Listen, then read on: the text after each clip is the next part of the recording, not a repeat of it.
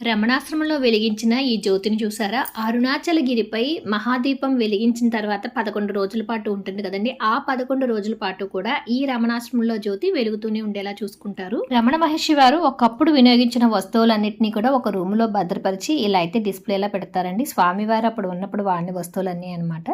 ప్రతిరోజు ఉదయం 10:30 నుంచి 11 లోపల అయితే రమణ మహర్షి ఆశ్రమంలో అన్నదాన కార్యక్రమం జరుగుతుందండి. ఇక్కడ ప్రతిరోజు కూడా భిక్షువులు సాధువులు స్వామివారి ప్రసాదాన్ని స్వీకరిస్తూ ఉంటారు. ముందుగా వారికి పెట్టిన తర్వాత వచ్చిన భక్తులందరికీ కూడా స్వామివారి ప్రసాదాన్ని అయితే పెడతారు. ఇక్కడ స్వామివారి ప్రసాద ప్రత్యేకత ఏంటంటే అండి, ఒకప్పుడు రమణ మహర్షి ఉన్నప్పుడు వండిన ఆహార పదార్థం రుచి ఎలా ఉండేదో ఇప్పటికీ కూడా అలాగే ఉంటుందని ఇక్కడ భక్తులు అయితే చెప్తూ ఉంటారు.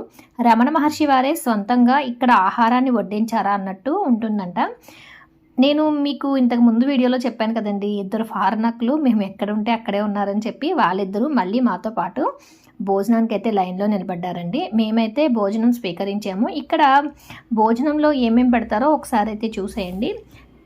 పెరుగన్నం పెడతారు, కొంచెం లైట్గా తాలింపేసి, అలాగే వెజిటబుల్ బాత్లా ఒకటి చేసి దాంట్లో ఒక మిక్స్డ్ వెజిటబుల్ కర్రీ, స్వీట్ అంటే ఒక లడ్డు, వడ వేసి నిమ్మకాయ చట్నీ అయితే వేశారు. రమణాశ్రమానికి వెళ్ళినప్పుడు మీరు కూడా ఈ భోజనం ఎలా ఉందో రుచి చూడండి. Like, share